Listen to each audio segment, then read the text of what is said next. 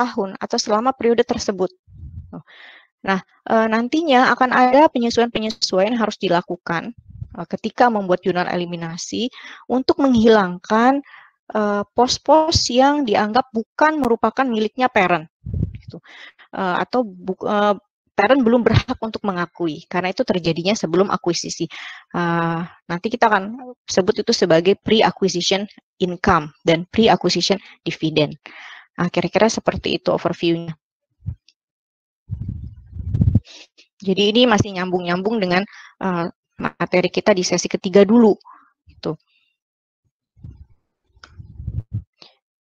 Untuk hari ini adalah agendanya. Yang pertama, akuisisi tahun berjalan, artinya interim. Akuisisi terjadi di tahun berjalan atau di tengah-tengah tahun. Agenda kedua adalah akuisisi yang dilakukan secara bertahap. Bagaimana pengaruhnya apabila awalnya si investor ini tidak punya pengendalian sampai akhirnya dia menjadi induk. Sampai akhirnya dia memiliki kontrol atas investasi. Yang tentu saja dikarenakan persentase kepemilikannya meningkat secara signifikan. Kalian mengingat bahwa kontrol akan diperoleh apabila kepemilikannya sudah di atas 50%. Dan agenda terakhir adalah bagaimana apabila induk ini menjual kepemilikannya. Ini terbalik dari agenda yang kedua tadi ya. Kalau agenda kedua dia membelinya secara bertahap, pelan-pelan dia tambah. Nah, sementara kalau agenda nomor 3 ini justru dia menjual kepemilikan yang sudah dimiliki. Nah, penjualan kepemilikan ini nanti akan dibagi menjadi 2 agenda lagi. Ini perlu ditambah ya agendanya. Jadi dari yang awalnya dia punya pengendalian hingga tidak punya pengendalian, artinya dia melepasnya cukup signifikan, gitu ya. Dan skenario kedua adalah bagaimana kalau dia menjualnya tidak signifikan, artinya meskipun telah dijual sama dia, tapi tetap dia punya kontrol, gitu. Ini akan berbeda nanti cara menghitungnya ya. Jadi di agenda 3 harap diingat-ingat akan ada 2 skenario di situ. Yang pertama, bagaimana kalau induk menjual kepemilikan hingga dia tidak lagi memiliki kendali, dan skenario kedua adalah bagaimana kalau induk menjual kepemilikannya, namun tetap memiliki kendali atas subsidiary. Baik, kita akan masuk ke agenda pertama, yaitu akuisisi yang terjadi di tahun berjalan. Akuisisi tahun berjalan artinya adalah akuisisi terjadinya di pertengahan periode akuntansi. Nah, di sini kita perlu melakukan penyesuaian. Nah, yang pertama adalah laba atau rugi yang diperoleh anak pada awal periode hingga tanggal akuisisi, atau disebut sebagai pre-acquisition income.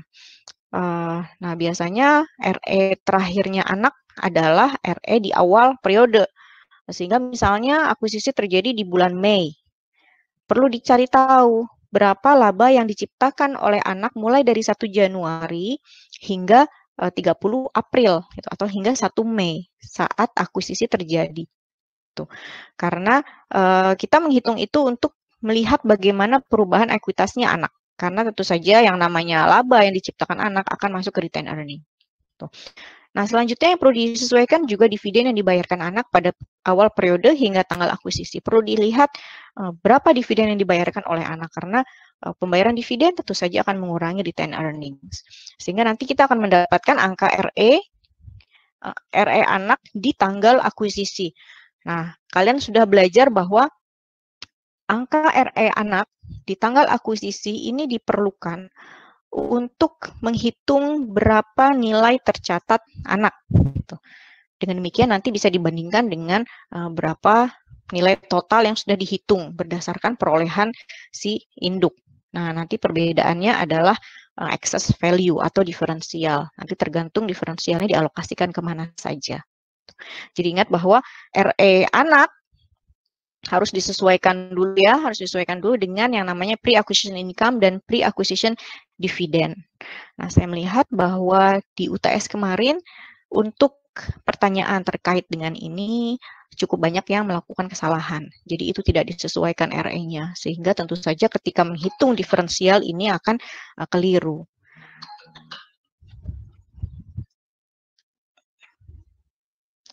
Sebentar.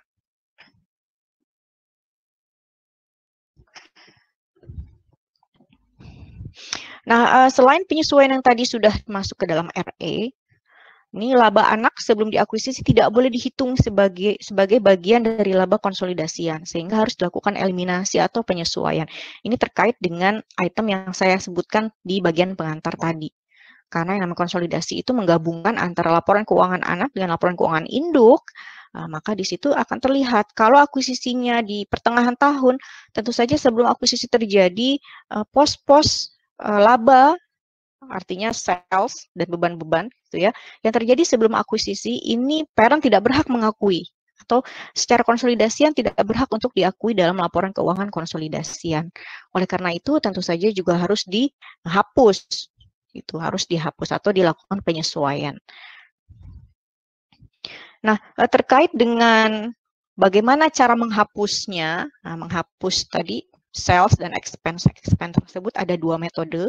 Metode pertama adalah benar-benar tidak memasukkan pendapatan dan biaya anak sebelum dimiliki oleh induk. Jadi betul-betul dikecualikan.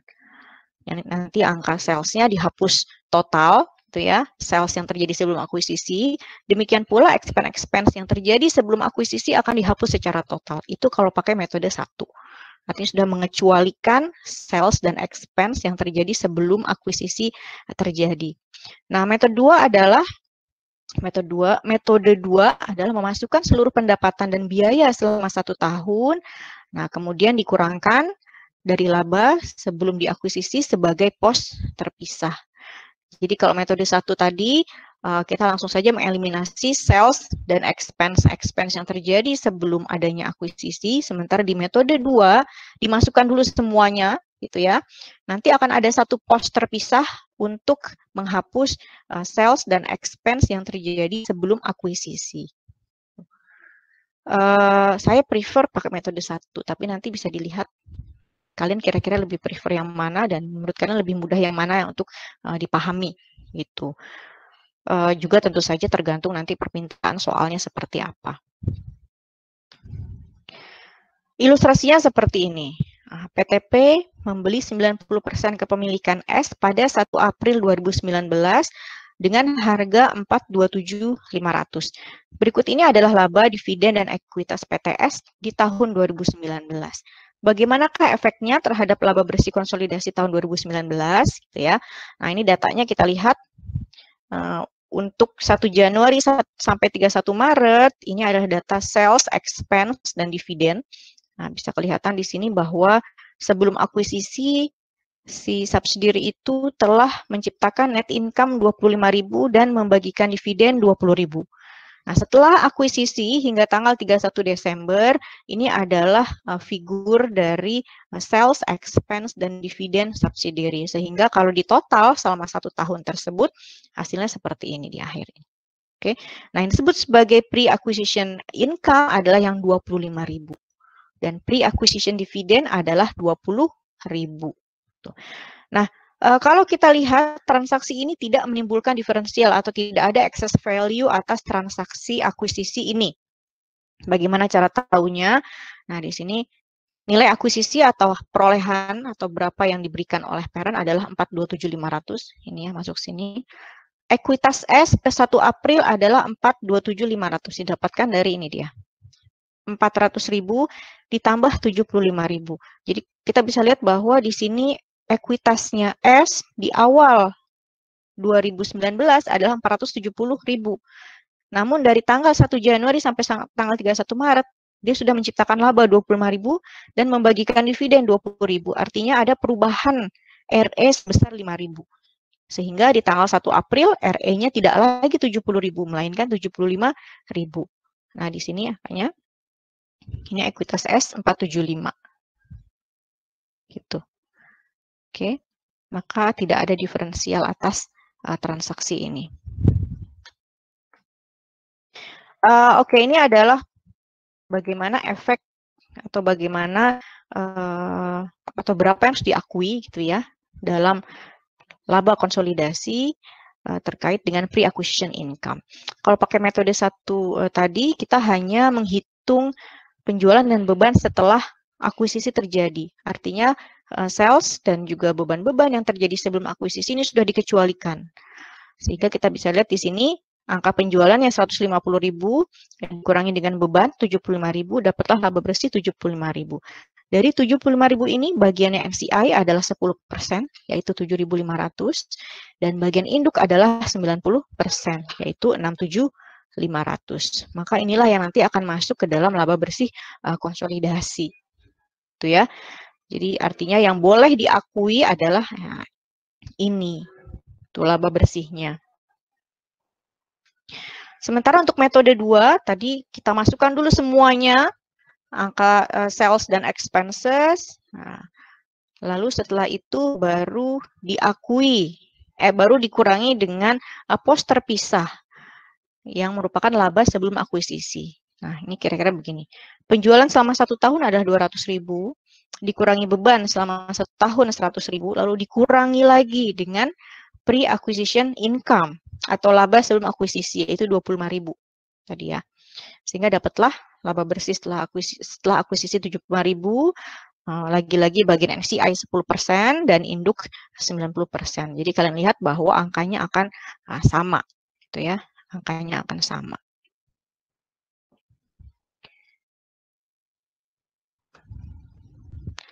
Tadi kita berbicara mengenai pre-acquisition income. Bagaimana dengan pre-acquisition dividend? Nah, ini sama seperti pre-acquisition income juga harus dihilangkan atau harus dieliminasi. Karena yang namanya pre-acquisition dividend itu bukan miliknya si induk.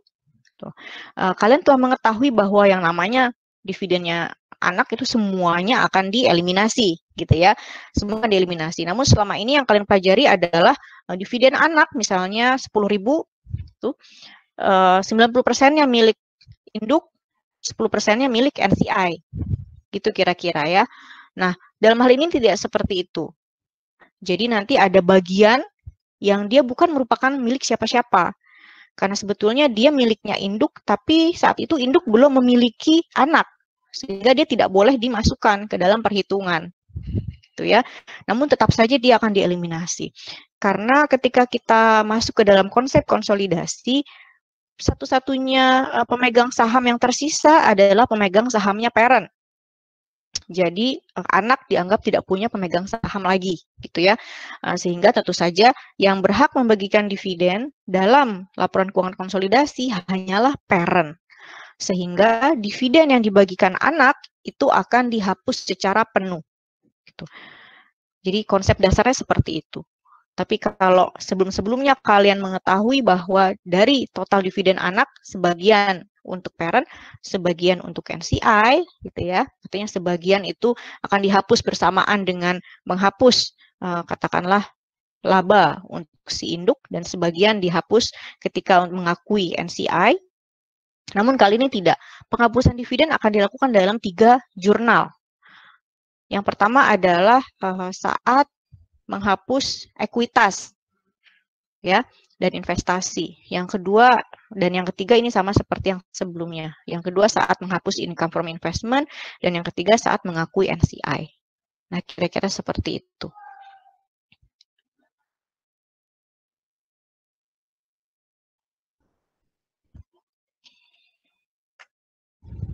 Ini merupakan ilustrasi dari pre-acquisition dividend. Kita lanjutkan seperti ini ya, eliminasinya. Ini belum jurnal eliminasi, ini baru jurnal yang dibuat oleh induk kalau dia pakai equity method. Jadi kalau induk membuat mencatat menggunakan equity method, dia akan membuat jurnal ini. Pertama, jurnal pengakuan laba dari anak. Tadi yang boleh diakui kan hanya yang 75.000 saja.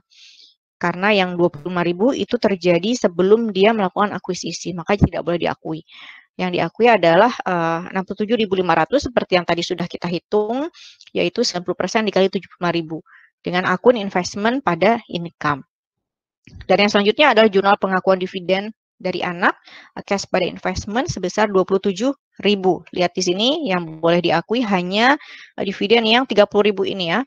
30.000 tentu saja dikalikan dengan persentase kepemilikannya parent yang 90%, dapatlah 27.000 yang diakui oleh parent. Tuh. Namun kalau parent tidak menggunakan equity method, nah parent kan punya pilihan nih, dia mau pakai cost method atau equity method.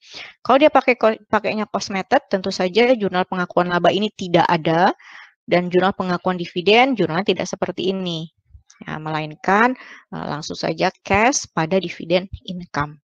Nah, kira-kira seperti itu. Nah, ini jurnal eliminasi untuk metode 1. Kita lihat ya. Sini, oke. Bagian induk laba bersihnya adalah 27.500. Lalu dividennya tadi 27.000 sudah kita hitung ya. Untuk NCI, bagiannya adalah 7.500. Dan dividennya 5.000. 5.000 ini dihitung dari total dividen 50.000 dikali dengan 10%, yaitu persentase kepemilikannya si NCI. Tidak seperti induk yang tadi ngitungnya hanya boleh dari angka 30.000, ingat ya, 27.000 ini muncul dari 90% dikali 30.000. Untuk dividen NCI ini diakui secara full. Oke, jadi dari awal tahun sampai akhir tahun, tadi ada 2 kali pembagian dividen yang totalnya 50.000. Nah, makanya bagiannya NCI adalah 5.000. Tuh. Tadi angka totalnya adalah 100.000 untuk laba bersihnya anak dan untuk total dividen 50.000, sehingga perlu ada eliminasi sebesar 25.000 dan 18.000 untuk laba serta dividen. Jurnal eliminasinya adalah kira-kira seperti ini. Nah, ini ya. Oke, tadi metode 1 di mana kita menghapus angka sales dan expense yang terjadi sebelum akuisisi. Nah, ini dia. Ini sales yang kita hapus ya, 50.000. Expenses-nya 25.000. Ini kita hapus. Oke. Dan juga ada penghapusan dividen. Nah, di jurnal ini, akun tersebut merupakan akun yang baru muncul. Artinya sebelum-sebelumnya kalian belum pernah belajar. Nah, biasanya dalam jurnal ini yang muncul adalah hanya penghapusan equity, investment, dan kalau ada excess value atau diferensial juga akan masuk ke sini akunnya. Nah, ini merupakan tambahan yang kalian pelajari di materi hari ini. Jadi, kita hapus sales sebelum akuisisi, lalu kita hapus expenses sebelum akuisisi, juga dividen yang sebetulnya dalam tanda petik merupakan bagiannya parent, tapi karena saat itu dia belum memiliki, nah maka harus dihapus. Angkanya 18.000, didapat dari 20.000 dikali 90%. Gitu ya. Dividen ini dapat dari 20.000, yaitu dividen sebelum akuisisi dikali 90% kepemilikannya si induk. Dapatlah 18.000. Tuh. Nah, angka NCI ini cukup menarik ya. Tuh. Di sini penghitungannya adalah 10% dikalikan capital stock, return earning, dan nah ini dia. Ini adalah pre-acquisition income. Tuh. Jadi sebetulnya tadi kan saya sudah katakan bahwa untuk dividen NCI diakui penuh. Jadi total dividen 50.000, bagian NCI 10%, maka 5.000 yang diakui. Jadi penuh selama 1 tahun. Sebetulnya demikian pula untuk yang laba. Tadi kan labanya adalah 100.000. Nah, 100.000 ya. 2.500 akan diakui di sini sebagai bagiannya NCI. Nah, nanti sisanya akan diakui di jurnal yang C, yang 7.500. Nah, sehingga sebetulnya bagian untuk NCI atas laba bersihnya anak adalah 2.500 ditambah 7.500, yaitu 10.000. Namun yang muncul sebagai NCI expense hanyalah 7.500. Gitu. Nah, untuk yang B ini saya rasa sudah cukup jelas ya. Ini untuk menghapus bagian laba dan dividen dari anak untuk induk. Ini mengikut dari perhitungan yang sebelumnya saja, di mana income from investment yang boleh diakui adalah 67.500 sesuai dengan jurnal equity method yang tadi dibuat oleh parent. Lalu dividennya 27.000 dan sisanya masuk ke investment in S. Itu kira-kira. Bagaimana sampai sini? Kalau ada pertanyaan, saya persilahkan.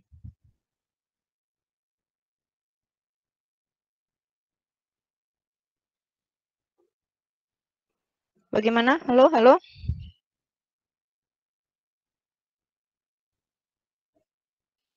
Belum ada ya? Kira-kira begitu. Kurang lebih seperti itu. Itu metode 1. Nah, ini metode 2. Kalian mengetahui bahwa pre-acquisition income adalah 25.000. Tadi kalau pakai metode 2, berarti kita masukin dulu semuanya, sales dan expenses, lalu nanti ada akun terpisah.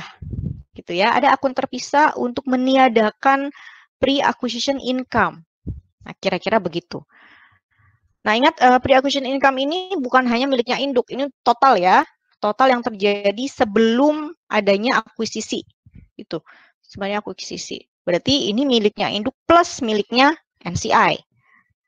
Nah, jurnal eliminasinya adalah seperti ini. Ini berbeda dengan yang tadi. Kalau yang tadi kalian melihat ada angka sales dan expenses yang masuk dalam jurnal, kali ini tidak ada. Nah, itu karena memang di metode ini kita tidak mengeliminasi sales dan expenses. Gitu ya.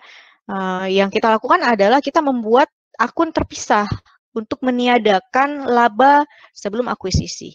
Nah, ini dia. Pre-acquisition income 22.500. Ini hanya yang merupakan bagiannya parent. Tadi kan parent 90%. Jadi 90% dikalikan 25.000. Dapatlah angka ini. Jadi yang ditiadakan hanya atas punyanya parent saja. Gitu ya. Ini capital stock ini biasa, RE ini biasa. Kalau ada excess value juga tentu saja akan masuk sini ya. Ini karena kasusnya tidak ada excess value, maka kita tidak munculkan. Dividen sama seperti tadi perhitungannya, investment in S, sama lalu NCI 47.000. Ini berbeda dari yang tadi. Nah, di sini NCI dihitung sebagai 10% dikali capital stock ditambah RE saja. Lihat, RE yang muncul di sini adalah RE beginning, bukan RE saat akuisisi. Ingat ya, RE-nya bukan RE saat akuisisi, tapi RE di 1 Januari. Tuh.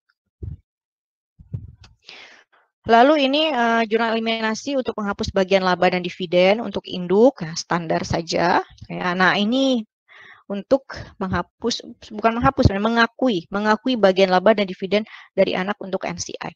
Nah, ini juga berbeda dari metode yang sebelumnya. Kalau metode sebelumnya kita mencatat NCI expenses 7.500, kalau di sini kita catat 10.000 karena di jurnal yang A tadi belum diakui bagiannya NCI atas pre-acquisition income. Jadi kalau di metode 1, bagian NCI atas income-nya si subsidiary dibagi dalam 2 jurnal, yaitu jurnal A, yang ini untuk yang pre-acquisition income, dan jurnal C untuk yang post-acquisition income. Sementara kalau pakai metode 2, bagian NCI atas laba anak kita masukkannya ke satu jurnal, yaitu jurnal C. Begitu kira-kira bagaimana? Kira-kira lebih mudah yang mana menurut kalian?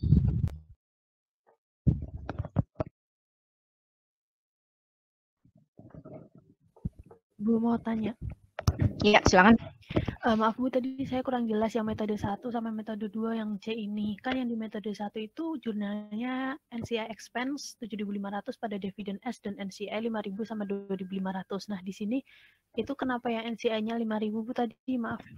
Sebentar, suaranya bisa lebih keras. Di rumah saya hujan nih. Sebentar, saya tutup jendela dulu ya.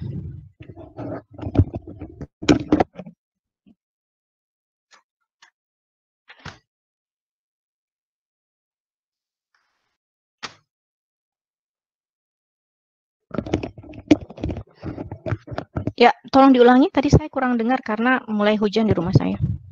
Ini Bu, maaf terkait perbedaan saldo NCI expense di metode 1 dan 2. Nah, kalau di metode 1 kan NCI-nya 2.500 ya Bu. Nah, di metode 2 itu NCI-nya 5.000. Nah, itu tadi perbedaannya karena apa Bu? Maaf sebelumnya tadi saya kurang jelas. Oh, sorry. Oke, saya ulangi lagi ya. Ini untuk metode 1. Di metode 1 tadi saya katakan bahwa bagian laba untuk NCI akan dibagi menjadi 2 jurnal atau diakui dalam 2 jurnal. Nah, sebelum saya jelaskan, kita ingat-ingat dulu bahwa laba bersih anak adalah 100.000 totalnya ya. Totalnya 100.000, di mana 25.000 itu terjadi sebelum akuisisi, 75.000 terjadinya setelah akuisisi gitu. Jadi dari total 100.000 itu karena NCI persentasenya 10%, maka dia berhak atas 10.000, yaitu 100.000 dikalikan 10%. Sampai sini sudah cukup jelas ya? Iya, Bu. Ya, oke, itu dulu. Jadi sebenarnya bagian NCI adalah 10.000, gitu. Yaitu 10% dikalikan 25.000 yang merupakan pre-acquisition income, ditambah 10% dikalikan 75.000 yang merupakan post-acquisition income. Itu angka 10.000-nya. Nah, di metode 1, tadi kita membagi 2 pengakuan laba untuk NCI. Nah, di sini makanya di jurnal A, angka NCI-nya adalah 49.500 yang terdiri dari 400.000 ditambah 70.000 ditambah 25.000. Ini adalah pre-acquisition income. Tentu saja akan dikalikan dengan 10%. Persentase kepemilikannya si NCI. Dengan demikian kita bisa lihat bahwa embedded atau sudah masuk dalam akun ini adalah 2.500. Yaitu bagian laba untuk NCI sebelum akuisisi terjadi. Sampai sini kamu sudah cukup jelas? Oh iya Bu, paham. Soalnya kalau yang di metode 2 nggak masuk ya Bu, yang 25.000. Betul sekali, di metode 2 tidak masuk. Gitu. Nah, di metode 1 tadi saya katakan pengakuan laba untuk NCI dibagi 2, di jurnal A dan di jurnal C.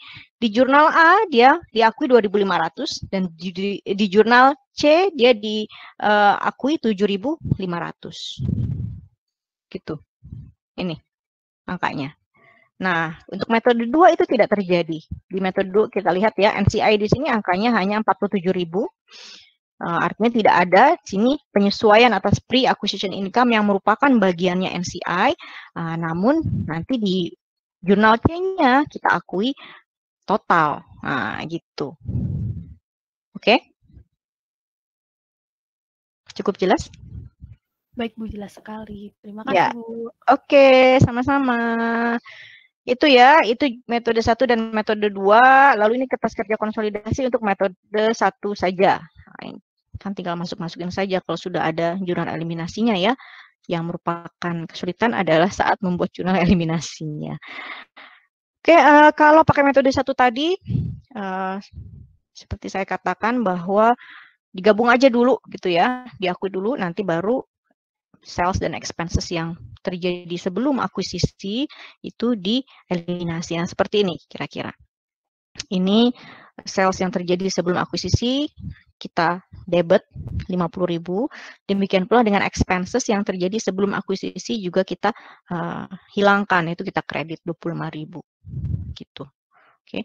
Kalau di metode 2 ini nanti akan digabung semuanya. Lalu akan ada satu akun terpisah untuk mengakomodasi yang tadi pre-acquisition income. Kurang lebih seperti itu. Baik, kita akan masuk ke dalam agenda kedua, yaitu akuisisi secara bertahap. Ini perusahaan dapat memperoleh pengendalian di perusahaan lain dalam serangkaian pembelian saham terpisah selama periode waktu tertentu. Sama seperti konsep di pertemuan ketiga, kalau nggak salah ya, di mana pengaruh signifikan juga dapat diperoleh dari serangkaian atau tahapan investasi yang terpisah. Demikian pula dengan kontrol. Jadi awalnya mungkin beli baru 10%, lalu dia beli lagi 10%, lalu dia beli lagi 50%. Sehingga pada akhirnya si investor ini jadi memiliki pengendalian. Nah, akuisisi bertahap atau piecemeal acquisition mengharuskan investasi yang dimiliki sebelumnya diukur kembali pada nilai wajar pada tanggal diperolehnya pengendalian entitas anak.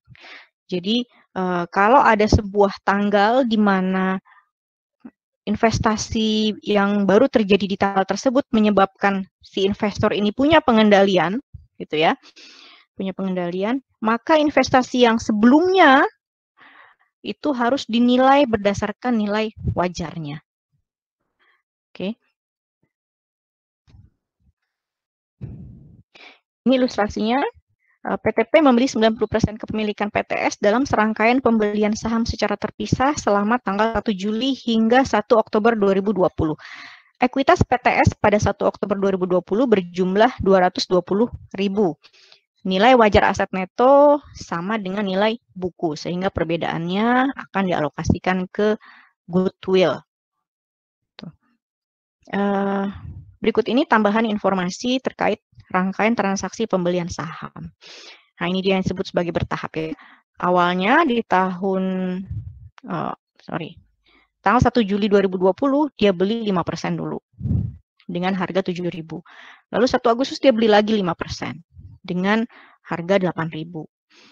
Lalu di tanggal 1 Oktober dia membeli yang menyebabkan PTP ini memiliki pengendalian karena dia belinya langsung 80%. Dengan biaya investasi 210.000. Sementara di tanggal 1 Oktober itu ekuitas PTS nilainya adalah 220.000. Gitu ya. Nah, kira-kira ada diferensial nggak terkait dengan ini? Berapa nilainya?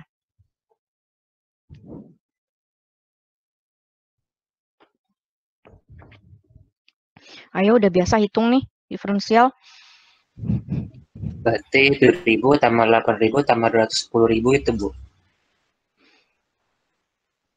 Nah, tidak seperti itu caranya. Kita pakai angka di tanggal akuisisi yang menyebabkan timbulnya kendali. Gitu. Kita pakai angka 210.000 sebagai acuan. Nah, 210.000 itu kan 80%. Sama seperti konsep yang kalian pelajari sebelum-sebelumnya. Kan? 210.000 itu adalah 80%, berarti 100%-nya berapa? 262.500. Betul sekali. Gitu ya. Hitungnya kira-kira seperti itu. Oke. Nah, tadi kan dikatakan bahwa investasi yang telah dimiliki sebelumnya harus dinilai berdasarkan nilai wajar. Gitu ya. Demikian pula NCI. Sebenarnya gitu. NCI juga harus diakui dalam nilai wajarnya. Tapi itu agak kompleks perhitungannya. Yang jelas kalian mengetahui bahwa total nilai S adalah 262.500. Ya kan? 262.500.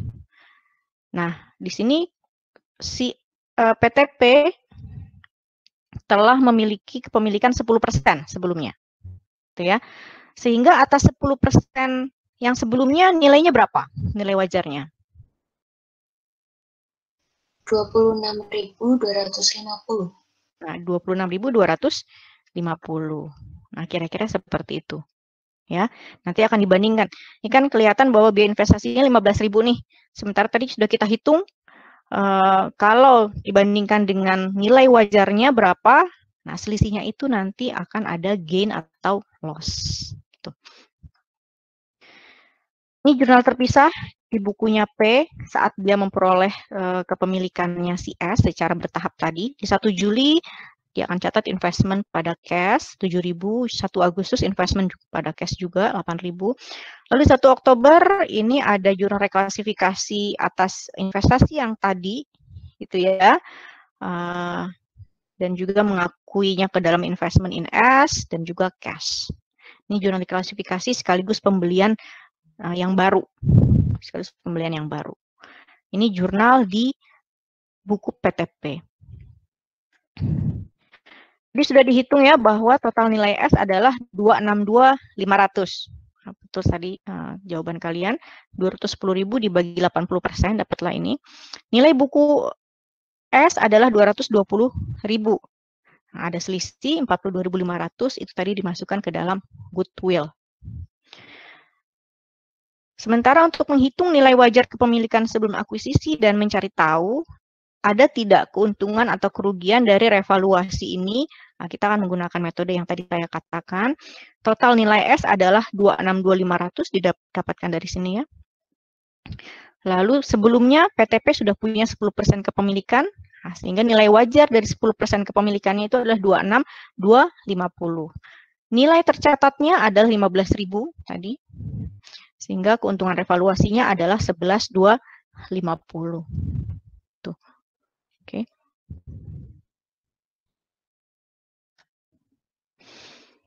Nah, ini adalah jurnal di buku PTP untuk mencatat keuntungan revaluasi. Investment in S pada gain on investment dari revaluasi, yaitu 11.250.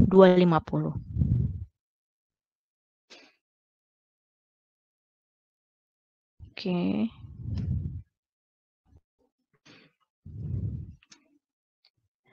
Selama tahun 2020 ini lanjutannya tadi ya. Selama tahun 2020 PTS tidak membagikan dividen. Informasi keuangan tambahan milik PTS selama tahun 2020 adalah sebagai berikut. Sorry, tadi tahun berapa sih akuisisinya? Oh benar ya, 2020 ya. Nah, jadi tadi diketahui informasi awal terkait dengan berapa nilai ekuitas, lalu tahapan akuisisinya berapa persen gitu ya, dan juga berapa harga perolehan. Nah, informasi ini adalah terkait dengan laba PTS selama tahun 2020. Dan di tahun tersebut PTS tidak membagikan dividen. Ini untuk menggambarkan pre-acquisition income. Ya, untuk menggambarkan pre-acquisition income. Laba 1 Januari sampai 30 September 30.000. Oke. Dia baru melakukan akuisisi yang menimbulkan kendali di tanggal 1 Oktober. Laba 1 Oktober hingga 31 Desember adalah 10.000. Sales 1 tahun 150.000 dan expenses selama 1 tahun adalah 110.000. Tadi awalnya dia punya 10% kepemilikan ya. 10% kepemilikan ini biasanya dia tentu saja akan pakai cost method. Tuh. Nah, setelah dia punya kendali, si PTP bisa memilih mau melanjutkan pakai cost method atau mau ganti ke equity method. Nah, seandainya dia memilih untuk mengganti, itu ya, switch ke equity method, maka ini jurnal yang akan dibuat di akhir Desember, yaitu untuk mengakui bagian laba. Tapi bagian laba yang boleh diakui hanyalah yang terjadi di tanggal 1 Oktober sampai tanggal 31 Desember. Investment in S pada income from investment sebesar 9.000. Nah, kalau dia pakai cost method, tidak perlu membuat jurnal ini. Tuh. Ingat bahwa akuisisi hanya terjadinya 1 Oktober, sehingga laba sebelumnya ini tidak boleh diakui sebagai punya dia. Saldo investment in S akan seperti ini ya, kalau pakai equity method dan pakai cost method. Kalau pakai equity method, ini akuisisi dan reklasifikasi 225, keuntungan revaluasi 11.250, ditambah bagian laba 9.000, jadi 245, 250. Sementara kalau pakai cost method, ini selisihnya pasti 9.000, yaitu terkait dengan bagian laba yang diakui di equity method, tapi tidak diakui di cost method. Tuh.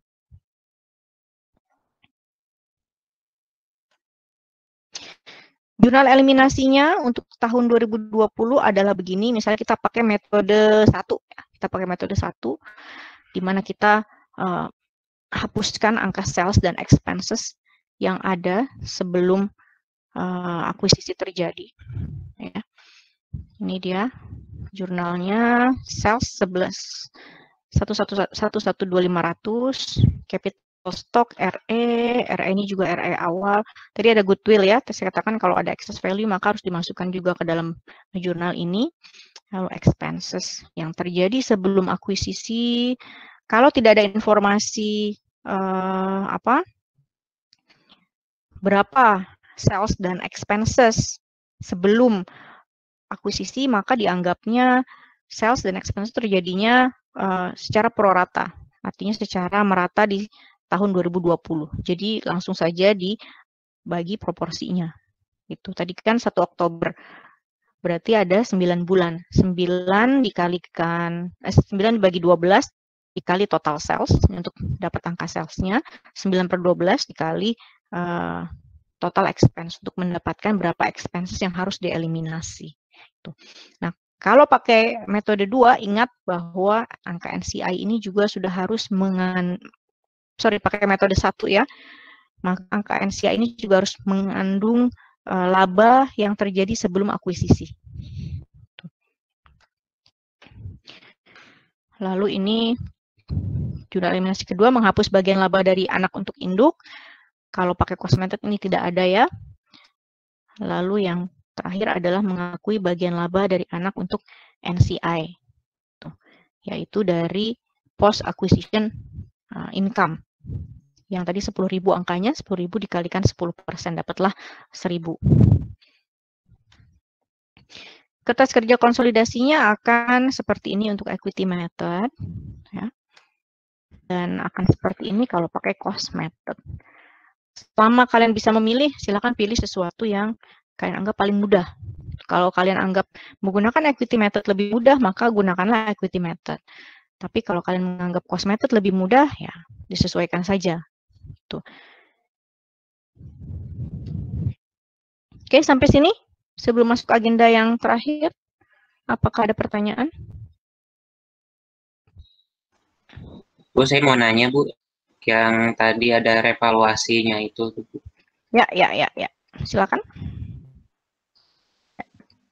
Itu gimana ya, Bu? Tadi saya tidak mengerti. Oh iya, oke. Tadi kita mulai dari sini ya. Tadi kan parent sebelum dia mengakuisisi yang menyebabkan dia memiliki kontrol terhadap anak, sudah memiliki kepemilikan terlebih dahulu. Ya, dia punya 10%. Yaitu tanggal 1 Juli dia beli 5%, dan 1 Agustus dia beli 5%. Sehingga totalnya sebelum akuisisi yang menyebabkan timbulnya kendali adalah 10%. Nah, 10% ini nilai tercatatnya adalah 7.000 dan 8.000, yaitu 15.000, ya kan? Ini nilai tercatatnya. Nanti nilai tercatat ini perlu kita bandingkan dengan nilai wajar si 10% tadi. Tuh. Tadi kan kita hitung bahwa total nilai S atau total nilai wajar S pada tanggal akuisisi adalah 262.500, ya, yang didapatkan dari 210 dibagi 80%. Total nilai S adalah 262.500. Tuh ya. Nah, lalu tadi kan sebelum dia beli 80%, dia sudah punya 10%. Tuh. Nah, yang 10% ini yang perlu di-adjust nilai wajarnya. Tadi kamu mengetahui sudah atau melihat bahwa nilai tercatat atas 10% itu ada 15.000. Ini dia nih. Yang terdiri dari 7.000 ditambah 8.000. Nah, sekarang berapa nilai wajarnya? Nilai wajarnya adalah 10% dikalikan 262.500. Karena nilai total S ini mencerminkan nilai wajarnya S secara 100%. Tuh, di tanggal akuisisi. Nah, tadi kan di awal saya sudah sampaikan bahwa apabila ada akuisisi yang menyebabkan timbulnya kendali, maka persentase kepemilikan yang sudah dia punya sebelumnya harus direval berdasarkan nilai wajarnya. Nah, kira-kira seperti ini caranya untuk melakukan revaluasi. Berapa nilai total S, nilai wajarnya S secara total atau 100%-nya, lalu berapa persen kepemilikan yang sudah dimiliki sebelumnya, yaitu 10% tadi kan. Jadi 10% dikalikan 262.500, dapatlah 26.250. Ini dibandingkan dengan nilai tercatatnya yang tadi 15.000, yang merupakan 7.000 ditambah 8.000, dapatlah keuntungan revaluasi 11.250 karena nilai wajarnya lebih tinggi daripada nilai tercatat. Kalau yang terjadi sebaliknya, tentu saja kerugian revaluasi. Gitu kira-kira. Apakah sudah jelas?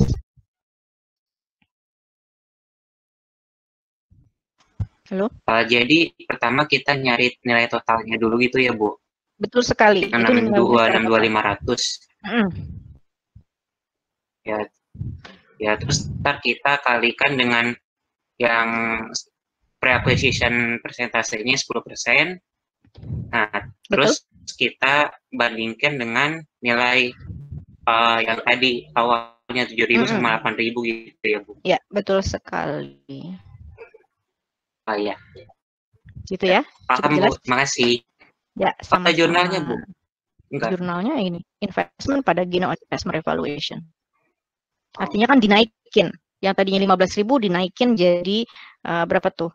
16.250 ya, sorry. 26.250. Gitu. Oke? Itu berarti untuk ini, Bu, metode ekuitas, Bu? Enggak, semuanya pakai ini. Kalau metode ekuitas kan nggak mungkin muncul Tapi akun kan ini gain ya. investment in S ini, Bu. Iya, tapi ingat kalau pakai metode ekuitas kan nggak ada journal gain. Akun yang ada di metode ekuitas hanya 2, income Iya, from iya. investment atau investment in S. Ini jurnal untuk semuanya, mau pakai cost method atau equity method, dia harus mengakui. Gitu. Kalau pakai cost method juga kan mencatatnya investment in S. Emang mau dicatat apa? Oke, cukup jelas ya? Oh iya, iya, Bu. Paham. Ngerti. Ya, Ibu. Ya, sama-sama. Nah, sebenarnya untuk mencari nilai total S, ini juga ada metode satu lagi. Tuh. Misalnya ini diketahui berapa harga sahamnya gitu ya. Berapa harga saham saat dia akuisisi yang menyebabkan kendali. Nah, harga saham tersebut kan mencerminkan nilai wajar. Ya enggak? Jadi tinggal ditambahkan saja berapa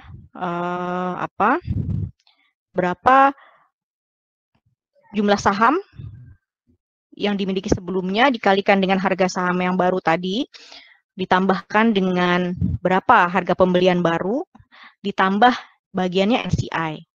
Itu juga bisa dilakukan seperti itu untuk mencari nilai total yang 262.500 tadi. Tapi agak rumit ya, jadi lebih mudahnya lagi ya seperti ini aja, 210.000 dibagi 80%. Karena sebetulnya yang disebut sebagai nilai total dari S itu terdiri dari 3 bagian. Ini sudah saya jelaskan sejak pertemuan 1. Yang pertama adalah NCI, tentu saja bagian NCI. Yang kedua adalah kepemilikan yang sudah dimiliki sebelumnya, ya. Yang terakhir adalah kepemilikan yang baru dibeli. Tuh. Semuanya harus dihitung berdasarkan nilai wajar untuk membentuk total nilainya S. Tapi ini yang paling mudah. Jadi lebih baik pahami metode yang ini saja. Baik, kita bisa lanjut ke agenda yang terakhir. Penjualan kepemilikan. Nah, di agenda ini tadi saya sudah nyatakan bahwa akan ada 2 agenda lagi, yaitu penjualan kepemilikan yang menyebabkan parent kehilangan kendali. Ini artinya dia menjual kepemilikannya secara signifikan, begitu ya. Dan yang kedua adalah penjualan kepemilikan yang menyebabkan parent tetap memiliki kendali. Nah, kalau 2 hal tersebut ini efeknya akan berbeda. Jadi tolong diperhatikan betul-betul. Apabila penjualan menyebabkan hilangnya pengendalian, kita sebut sebagai deconsolidation. Ya. Di sini induk mencatat keuntungan atau kerugian yang merupakan selisih antara imbalan yang diperoleh dengan nilai tercatat investasi di buku induk, ya. Sebagai bagian dari gain atau loss. Jadi langsung masuk ke income statement. Jadi kalau sampai ada deconsolidation ini, segala keuntungan atau kerugiannya itu akan langsung masuk ke income statement. Gitu ya. Nah, di sini berdasarkan PSAK 65, sisa investasi terdahulu dinilai sebesar nilai wajarnya pada tanggal penjualan kepemilikan, sehingga nilai wajar tersebut akan menjadi nilai tercatat yang baru. Sedangkan apabila penjualan tidak menyebabkan hilangnya pengendalian, ini akan diperlakukan sebagaimana transaksi ekuitas.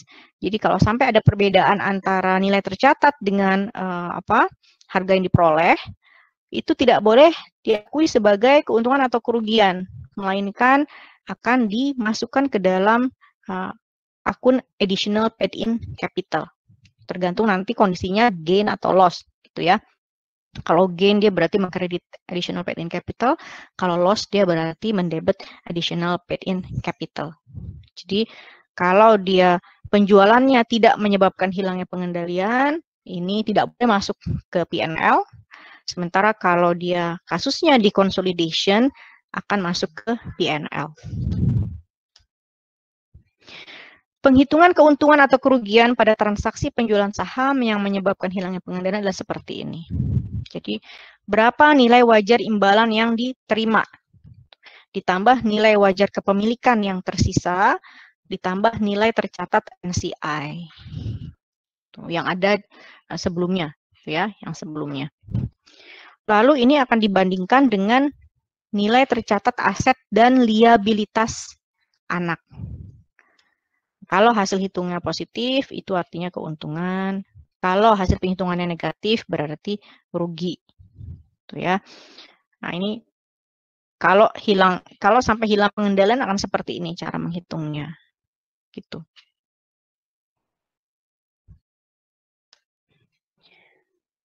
Keuntungan atau kerugian, ini ada yang terrealisasi dan ada yang belum terrealisasi. Kalau yang terrealisasi ini adalah atas porsi saham yang dijual, gitu ya. Porsi saham yang dijual dibagi dengan saham yang dulu dimiliki, itu masuknya ke realize. Lalu untuk yang unrealized, ini untuk yang di-retain. Artinya berapa saham yang tetap dimiliki. Gitu.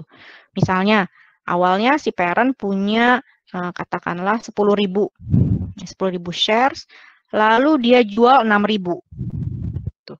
Maka yang disebut dengan terrealisasi adalah 6.000 dibagi 10.000. Itu yang terrealisasi dikalikan dengan keuntungan atau kerugian. Sementara untuk keuntungan atau kerugian yang belum terrealisasi adalah beberapa keuntungan atau kerugian secara total dikalikan 4.000 dibagi 10.000. Nah, kira-kira begitu untuk mencatat yang terrealisasi dan belum terrealisasi.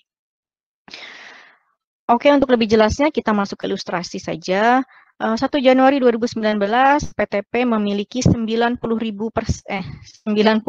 kepemilikan atau 9.000 lembar saham PTS yang diperoleh dengan harga $25 per lembar. Laba bersih yang dilaporkan PTS selama tahun 2019 adalah 60.000. PTS tidak membagikan dividen.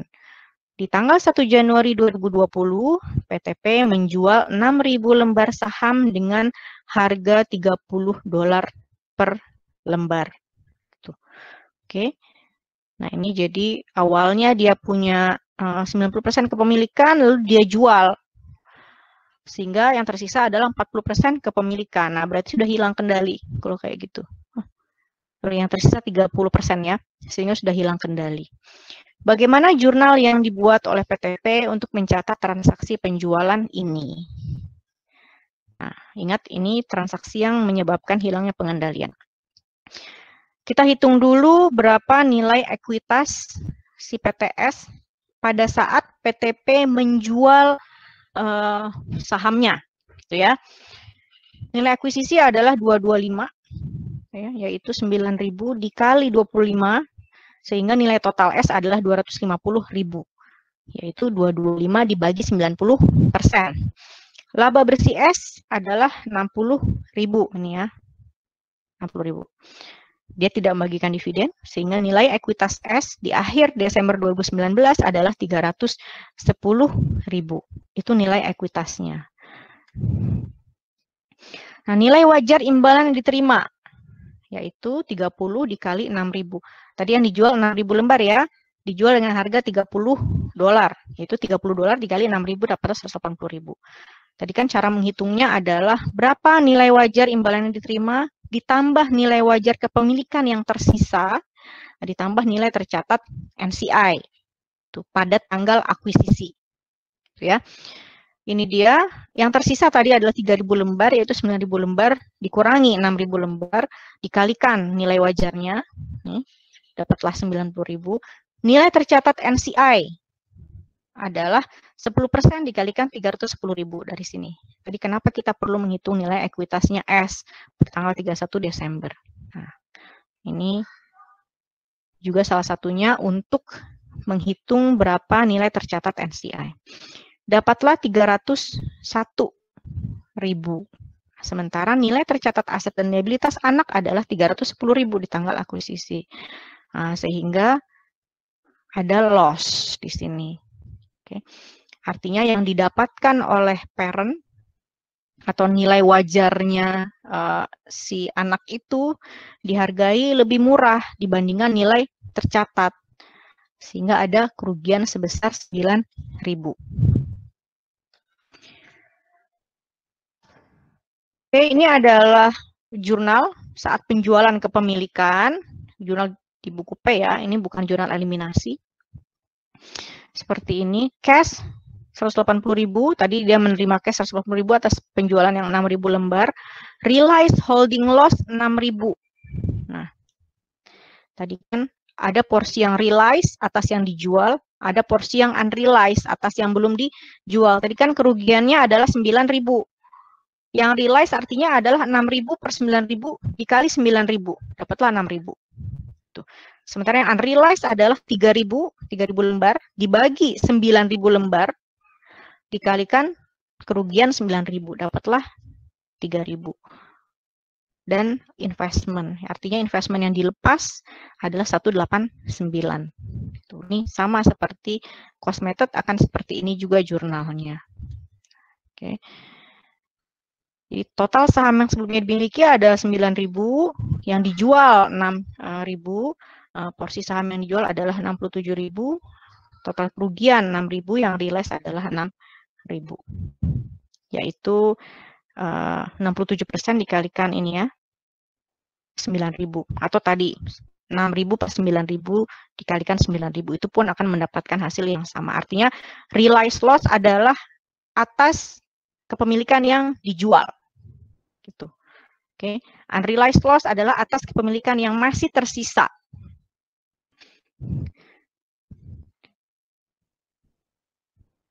Oke. Nah, kalau P menggunakan cost method, gitu ya, maka tentu saja dia harus mencatat jurnal ini untuk menyamakan nilai tercatat investasi setelah penjualan, investment pada RE, untuk mengakui income S tahun 2019 ini supaya saldo investment in S-nya menjadi setara ketika dia pakai equity method maupun pakai cost method. Gitu.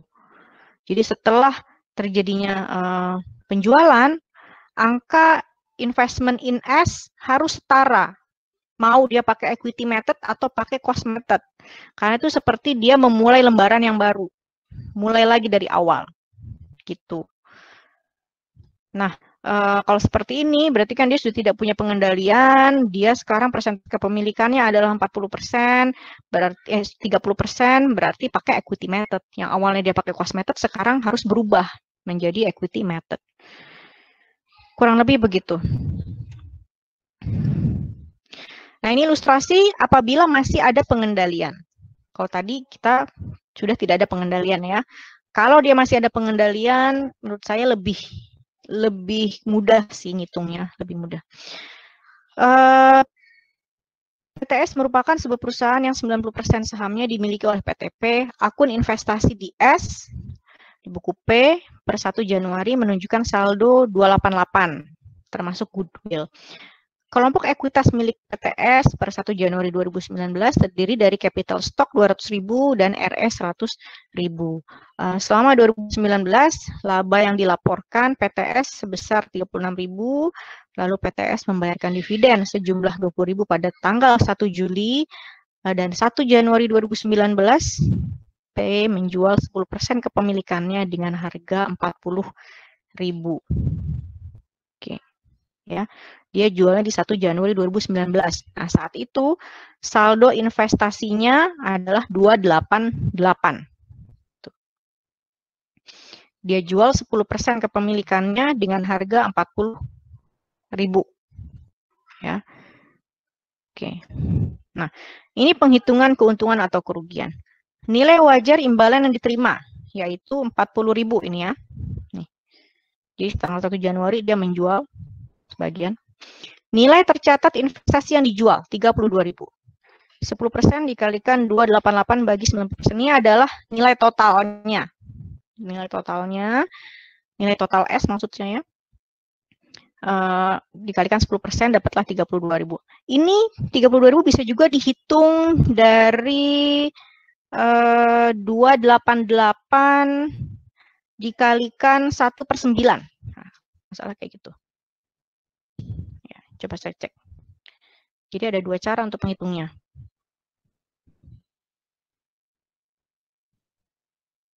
Ya, benar. Jadi kalau kamu bingung nih dari mana sih Bu, aneh banget kok 288 dibagi 90%. Gitu ya. Itu bisa kamu hitung dengan metode yang lain. Artinya berapa sih nilai tercatat yang dijual? Tadi nilai tercatat investasi di buku P adalah 288.000. Yang dijual adalah 1/9 bagian. Ya kan? Maka nilai tercatat investasi atas 1/9 itu adalah 32.000. yaitu 288 dikali 1/9. Itu juga bisa ya, nanti angkanya akan sama, 32.000. Kalau pakai ini, asumsinya adalah nilai tercatatnya, atau kita mencari dulu secara total berapa nilai aset netonya PTS, nah lalu dikalikan 10% kepemilikan yang dijual. 10%. Setelah 32.000. Jadi sama saja metodenya. Mau pakai yang mana? Menurut saya lebih mudah kalau tadi ya, 288 dikalikan 1/9. Tapi terserah kalian kira-kira lebih prefer yang mana. Kalau misalnya tidak ada informasi berapa persen yang dijual, tapi dikasih informasinya lembar sahamnya, itu malah lebih gampang. Gitu ya. Jadi berapa nilai tercatat investasi saat penjualan, dikalikan berapa lembar yang dijual dibagi lembar yang dimiliki. Nah, itu juga merupakan persentase. Dengan perhitungan ini kita bisa lihat bahwa ada keuntungan sebesar 8.000. Nah, penjualan ini tidak menyebabkan kehilangan pengendalian karena awalnya si P punya kepemilikan 90%. Dia jual 10%-nya sehingga yang dia miliki sekarang masih 80%. Tadi kan dikatakan kalau ada penjualan yang tidak menyebabkan parent kehilangan pengendalian, maka itu dianggap sebagai transaksi ekuitas. Maka kalau ada keuntungan atau kerugian, ini tidak boleh diakui dalam income statement, tapi diakuinya dalam additional paid-in capital. Nah, jurnal terpisah di buku PTP adalah seperti ini saat penjualan ya. Cash dia dapatkan 40.000, lalu investment yang dia lepas adalah 32.000. Nilai tercatatnya berapa yang dia lepas, sisanya masuknya ke additional paid-in capital. Jadi angka additional paid-in capitalnya dapat dari sini. Oke, sampai sini ada pertanyaan nggak?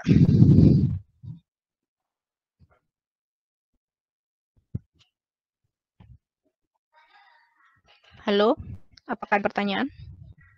Dari saya belum, Bu. Belum ya, sudah cukup jelas. Baiklah, lalu, nah ini dia.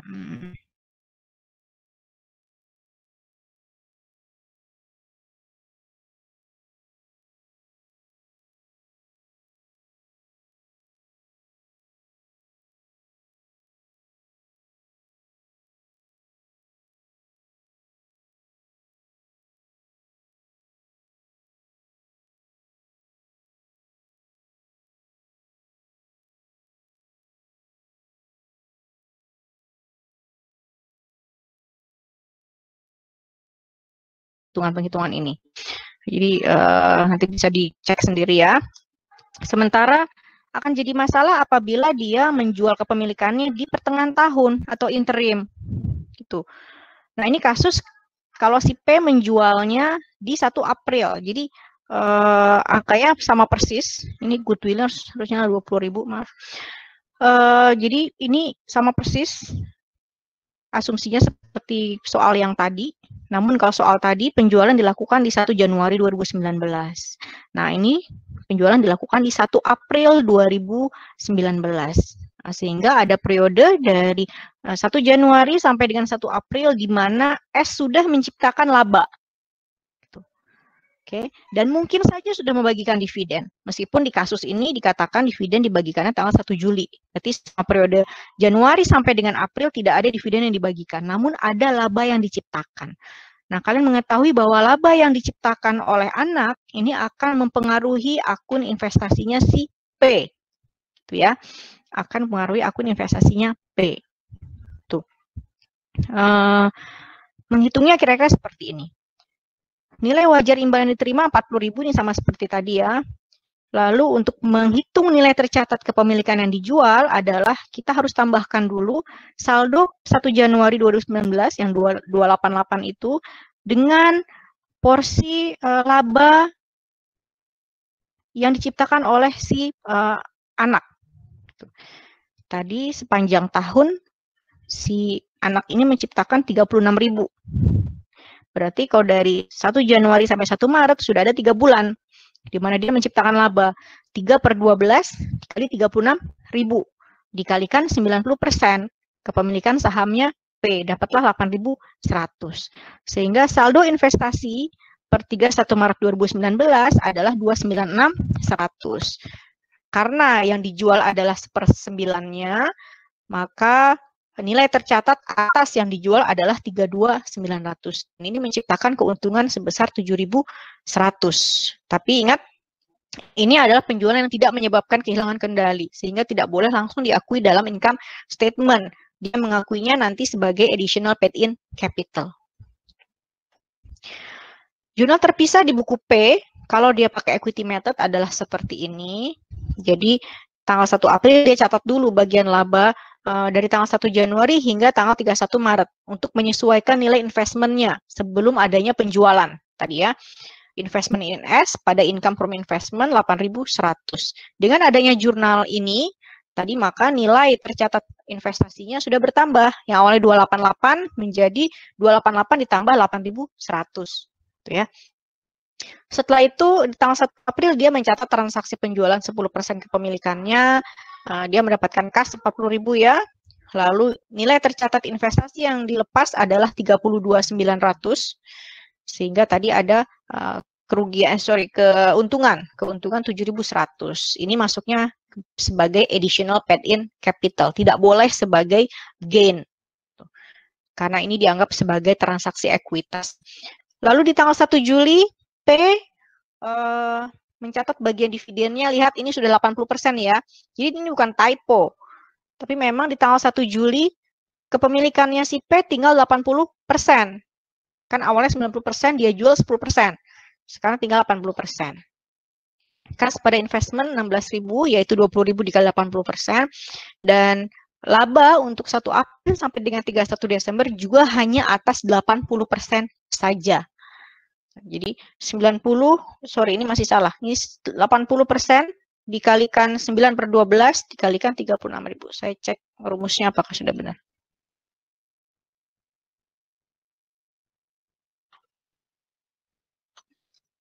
Ini 80% ya. Nah, ini sudah benar. Hanya tulisannya saja yang salah. Oke, ini atas 80% saja. Kira-kira begitu. Nah, bukan hanya bagiannya si parent yang kita hitungnya secara parsial begini. Untuk NCI pun seperti itu.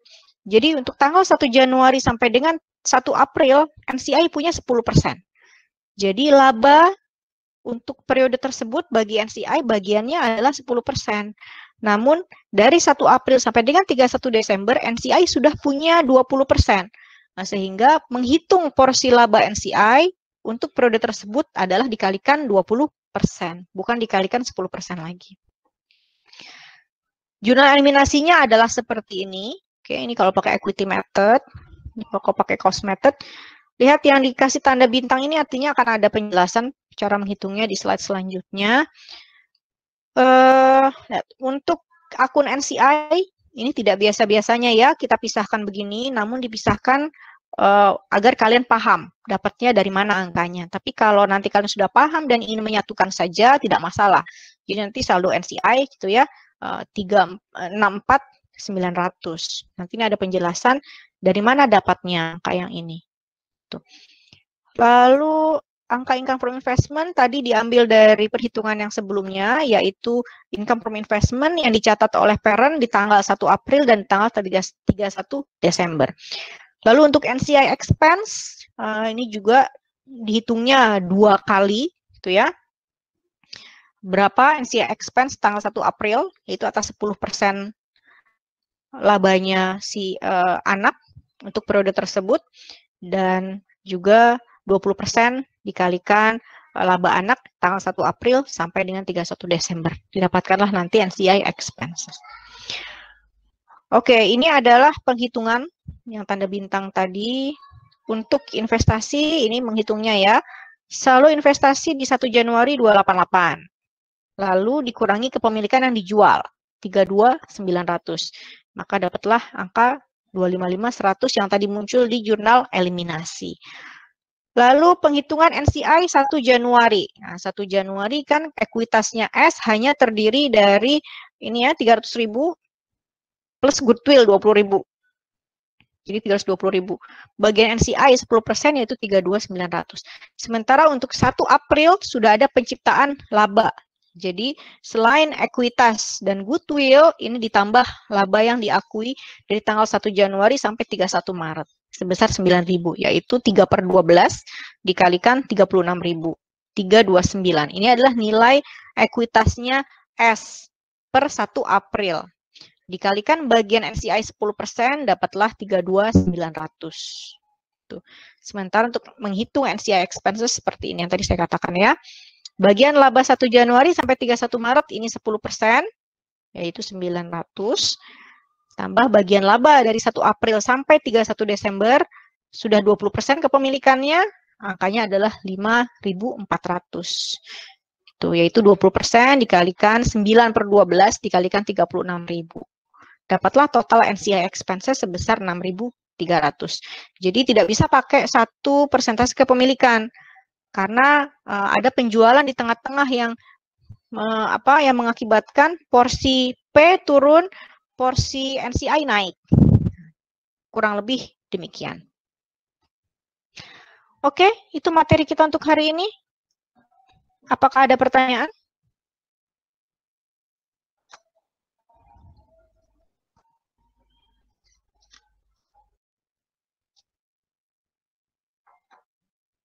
Halo? Izin Bu, bukan mau tanya tentang materi, tapi mau tanya tentang kami nanti dapat file PPT nggak ya Bu ya? Habis ini. Iya, nanti saya akan kasih. Jadi kan ada beberapa hal yang saya revisi, nanti baru saya masukkan Google Classroom. Sekaligus saya akan buatkan form untuk mengumpulkan tugas kelompok. Oke? Baik Bu, terima kasih. Ya, ada lagi pertanyaan kah?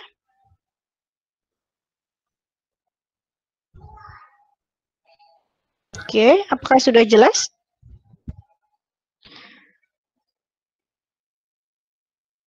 Nah, di contoh yang tadi kita sudah lihat, khususnya saat mencari tahu berapa pre-acquisition income-nya gitu ya, kita mengasumsikan bahwa sales dan expenses-nya terjadi merata sepanjang tahun. Tuh. Namun tentu saja secara praktek kan tidak seperti itu. Tuh. Meskipun kalau perusahaan pakai sistem harusnya gampang ya, dia tinggal kasih cut-off-nya sekian, nanti penghitungan akan masuk ke periode, akan masuk setelah cut-off itu yang nanti masuk ke konsolidasi. Nah, apabila nanti kalian mengerjakan kasus, kamu harus lihat ada tidak event-event tertentu yang terjadinya setelah akuisisi, gitu. Karena kalau event tersebut, misalnya event ini menyebabkan adanya gain atau loss, contohnya penjualan aset gitu ya, penjualan aset lalu ada gain atau loss yang diakui oleh si anak, tuh, oleh anak. Nah ini terjadinya sebelum akuisisi atau setelah akuisisi, itu harus dicari tahu. Kalau dia terjadinya setelah akuisisi, maka ketika kamu menghitung pre-acquisition income, yang ini tidak boleh dimasukkan, gitu. Gain yang tadi kamu tahu jelas-jelas bahwa itu terjadinya setelah akuisisi, itu tidak boleh dimasukkan. Karena itu bukan merupakan bagian dari pre-acquisition income. Kalian sebut sebagai pre-acquisition income adalah segala macam sales, income, gain, dan expenses, loss yang terjadi sebelum adanya akuisisi. Jadi harap nanti ketika mengerjakan kasus dan juga kuis serta ujian, lebih cermat. Gitu ya, lebih cermat. Secara overall untuk kemudahan tentu saja dianggapnya income tersebut terjadinya sepanjang tahun. Namun mungkin nanti ada income tertentu atau loss tertentu yang tidak terjadi sebelum akuisisi, melainkan setelah akuisisi. Nah, kalau seperti itu, nah harap diperhatikan. Atau sebaliknya, misalnya dia terjadinya sebelum akuisisi, maka artinya atas gain tersebut harus secara total dihilangkan, tidak boleh secara pro rate. Kira-kira seperti itu. Karena kalau tadi pakai penghitungan kita, itu kita pakainya pro rate aja, kita gampangkan, gitu ya, kita gampangkan. Jadi 36.000 laba yang diakui S itu artinya terjadinya memang merata sepanjang tahun. Maka tadi kita pakai angka 3/12 kah, 9/12 kah, nah, kurang lebih begitu. Tapi kalau sampai ada misalnya penjualan equipment gitu ya oleh S, kepada P, katakanlah begitu, yang terjadinya setelah akuisisi, maka berarti itu tidak boleh dimasukkan ke dalam angka pre-acquisition. Oh, kira-kira seperti itu tambahan yang dapat saya berikan. Untuk hari ini, saya ingin kalian untuk mengerjakan, ini adalah ini ya, ini kasus wajib yang dikerjakan. Tapi kita akan mendiskusikan yang kasus 5. Oke, kita akan diskusikan dulu kasus 5. Oke, kalau tidak ada pertanyaan lagi, saya rasa saya cukupkan sampai di sini sesi live-nya. Sampai bertemu di sesi WhatsApp grup. Terima kasih atas partisipasinya. Terima kasih, Bu. Terima kasih, Bu.